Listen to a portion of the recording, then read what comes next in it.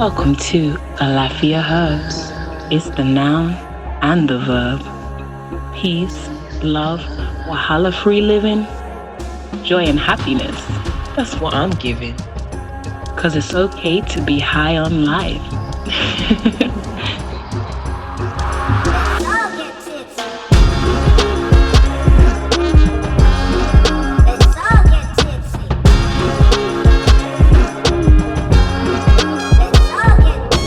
Tipsy.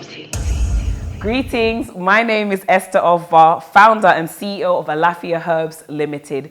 Welcome to my YouTube channel. Please like, share and subscribe, and thank you.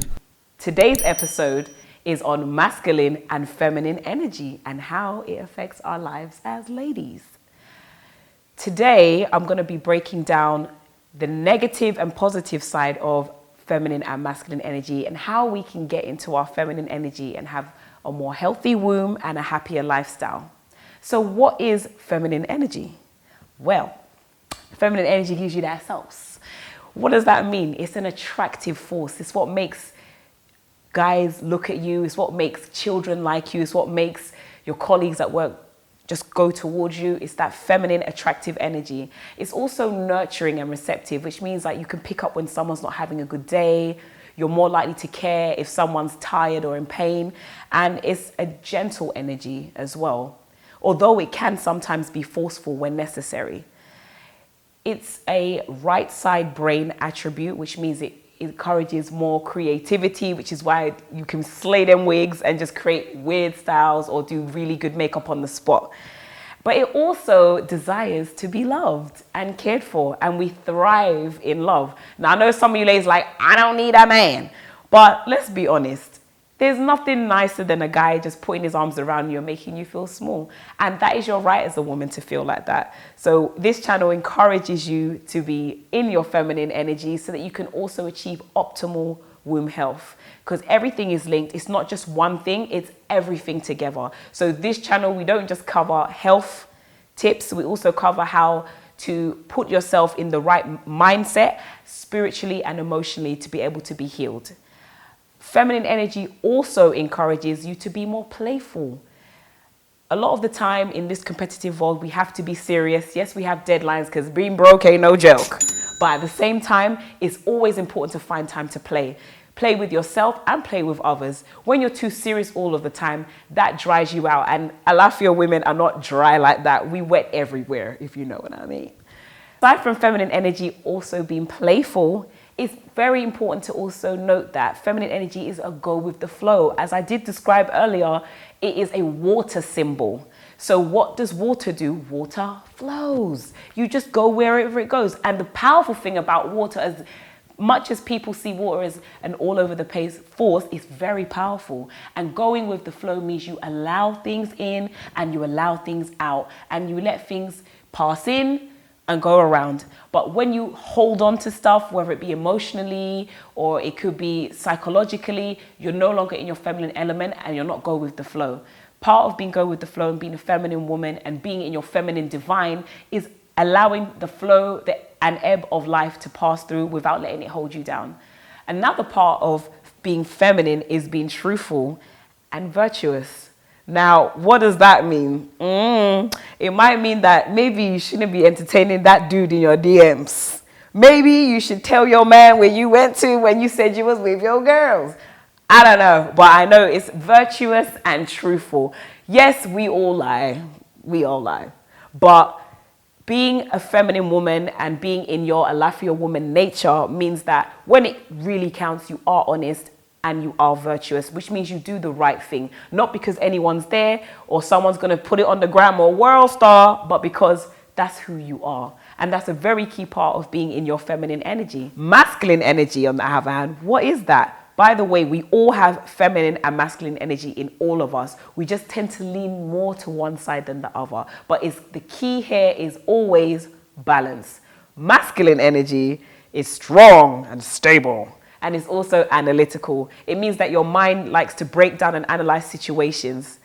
It's also self-confident and decisive and go-getting. Now, a lot of us these days, I don't know about you, but I'm about getting that money. Yes, it's good to be a go-getter, but it's also good to find balance again.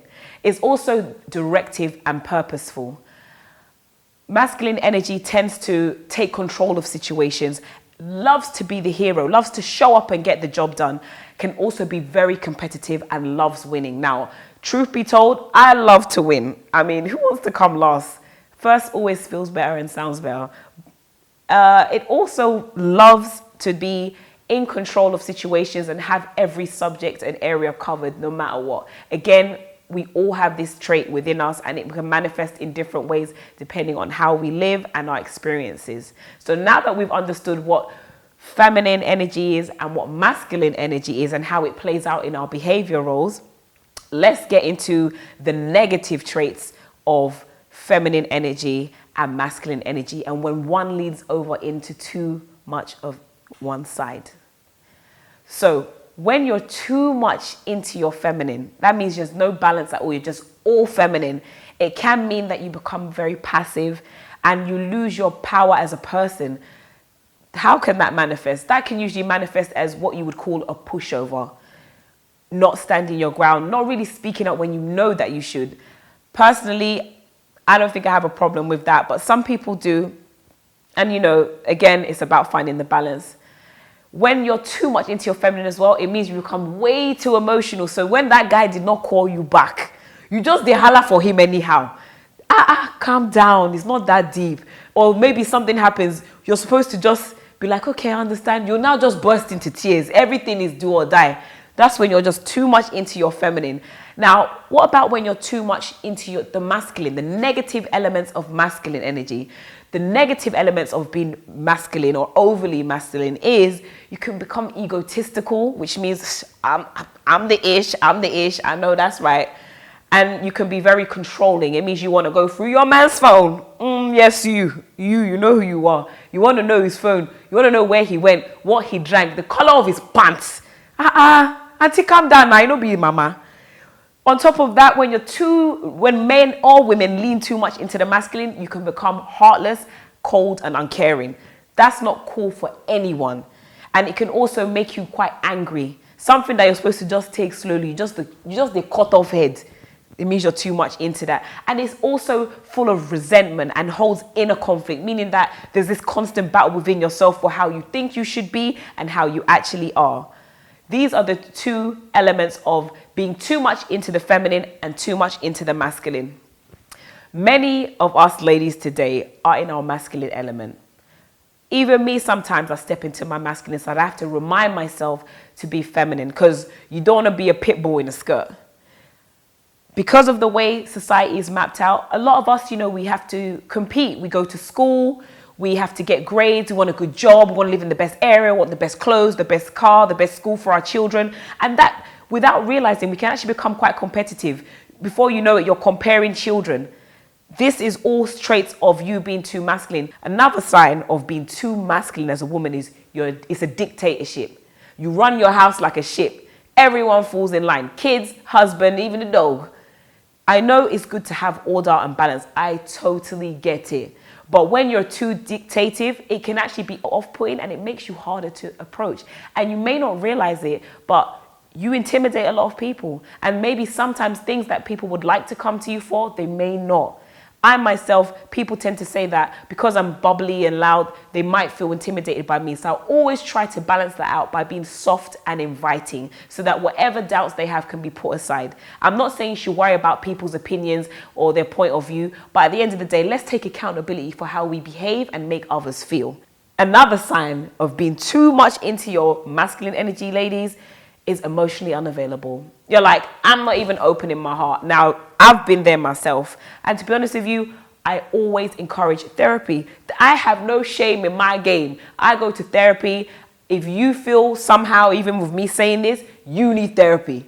Any sane person will acknowledge that they need therapy. There is no shame in using therapy. Be emotionally available. Being emotionally available is the difference between you connecting and making a genuine lifelong friendship or partnership and you just being sold off as a cold-hearted bee, which you don't want to be that.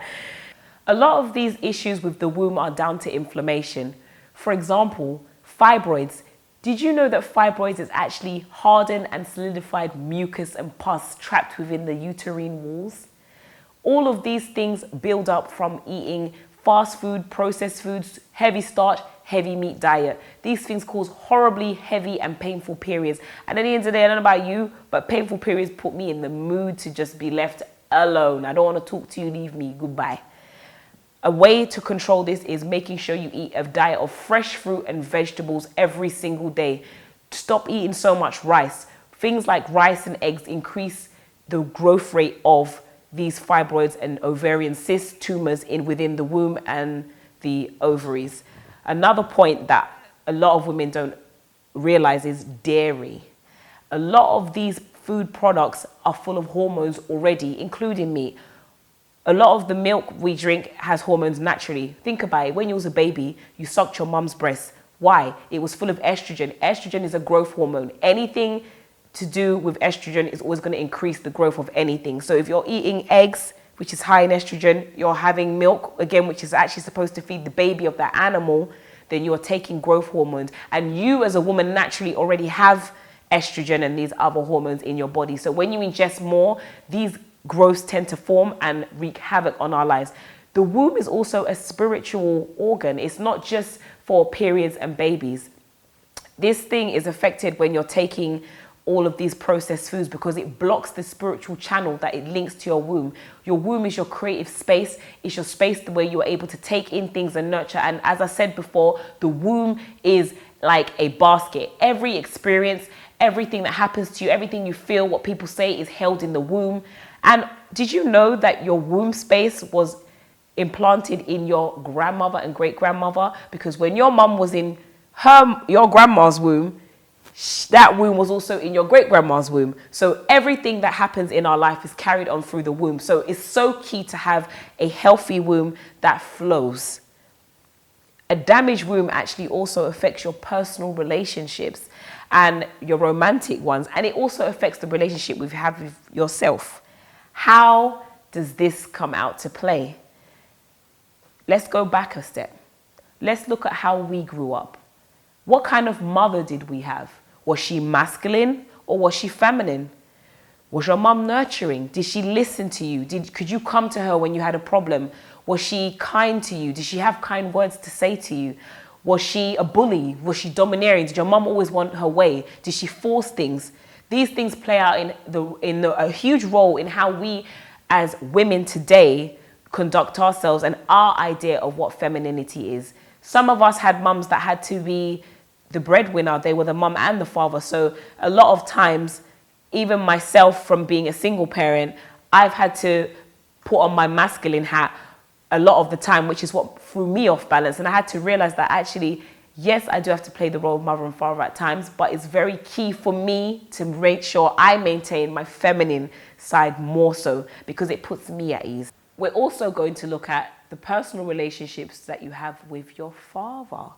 Because as women, the first man in our life is our dads. Did you even have a dad? Did you know your dad?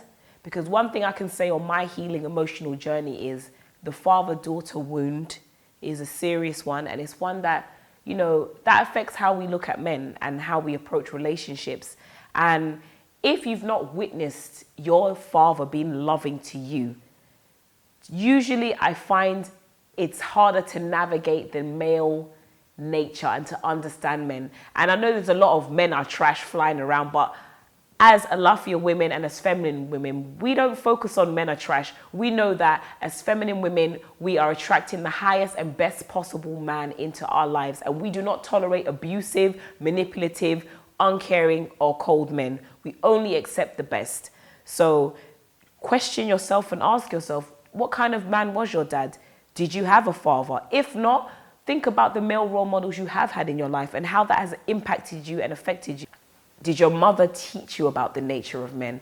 Because a lot of the time with us ladies as well, especially if you've come from a house where you're a single parent and you didn't grow up with your mum, a lot of the time we don't get to see that feminine and masculine dynamic play out in the household. So we don't even tend to realize when we're not actually being feminine because we haven't seen how our mum played through the relationship with our dad and how they complemented each other. Because as I said before, it is key. It's all about balance. These things I found even in my own life have affected my personal relationships, and along my way of my feminine journey, I've realized that these were elements that were missing and making it harder for me to actually understand not just men in the terms of relationships, but just the male species in general, like co-workers, police officers, my boss, just anyone. There's certain natures that men have, and as women I feel like we need to try and understand that more. And please, as Alafia women, we do not believe men are trash. That is not who we are. We love men, okay, and we are loved by men. A sick and toxic womb literally will make your relationships hard, plain and simple. So how can you heal your womb? Well, first I recommend you get the Alafia Herbs Yoni Pearls.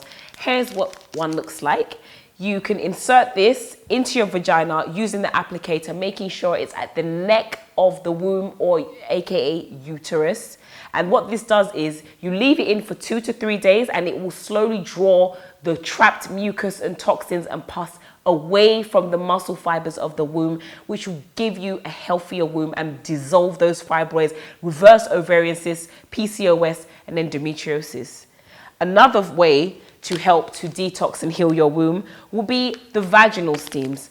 These steams can be used up to 2 times. I personally like to give value, so you can put a nice handful into the muslin bag if you don't want to make a mess. You just open it up, stick it in here, and then you drop it in hot water, boiling hot water, put it in, sit it inside the water, and you can begin your steam and sit over it. You can sit on that steam for as long as you want, because me, I don't know about you, but I like to steam the coochie. It feels good. So yep, this is the vaginal steam. This also draws out toxins, tightens for that snapper, and it also removes odors, and it helps you to get wet and stay wet.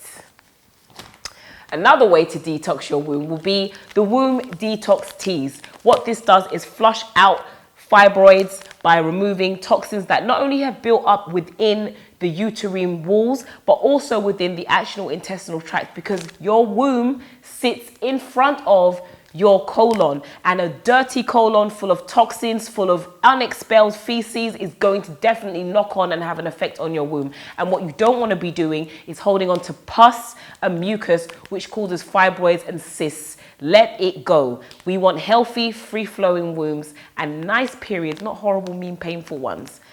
I would strongly suggest for the steam, you avoid steaming anything less than 4 days before your period, just to prevent any discomfort or irritability. Now, things to look out for. When you are using the Yoni Pearl, you may find that you may come down with BV. I know the doctors say your vagina and your womb is self-cleaning, but again, we are eating a lot of processed food and starches and rubbish. This will cause an imbalance, because these are herbs, they're all natural and organic. They have their own pH. The vagina and the womb is naturally acidic, mildly, so this will alkalize it. But what I suggest you do is grab the rebalancing tea, or you can use the womb detox tea, but I strongly suggest you use the pH balancing tea, which will cut out any odor that can come, and it's very good. You can use it about 2 to 3 times a week and you'll find it's gone. Another way to heal the womb is through the words that you speak.